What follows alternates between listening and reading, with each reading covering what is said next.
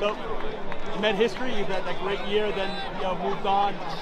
Still a big part of this team, obviously today. Fans calling your name. What's it like to be back here today? It's just awesome. Seeing some old teammates, seeing some old alumni, running into some guys in the clubhouse and in the locker room I haven't seen. It's just been a great experience so far. A lot of the guys I've been talking to, because it's even hard to fathom that quote unquote old timer.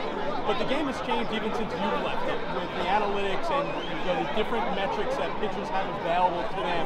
If you were playing today, what do you think your pregame prep would be like, and how much would those analytics help even to bring your game to another level?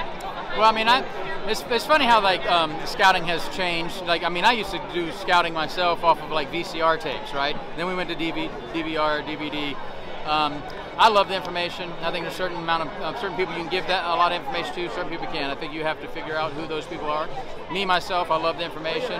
I would be more interested in hitters' weaknesses, pitch count selection, what they swing at, breaking balls, and just those percentages would be important to me. The spin rate, stuff like that, I feel like that's always been around. Now they've kind of quantified it, put numbers to it. But the late life, the kind of the ball that has carry, that late sink. I mean, these are certain things that the terminology is more basic, but now they've kind of put some numbers to it. But I feel like analytics has always been in the game. It's just the verbiage has kind of changed.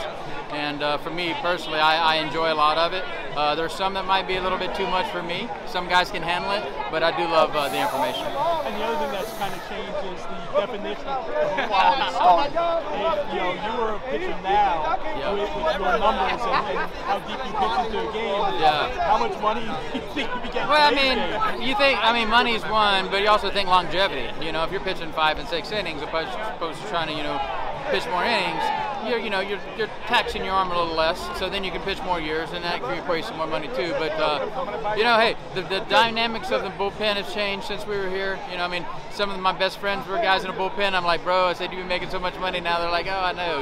These guys that were the 7th and 8th inning guys before are now are making some really serious money, because they're coming and getting big outs. So I really appreciate that they're getting their due. But some of the veteran players are like a little bit too late. And lastly, growing up, or even when you were a player, and old-timers games came through your hometown or when you played, was there any player that you in particularly liked?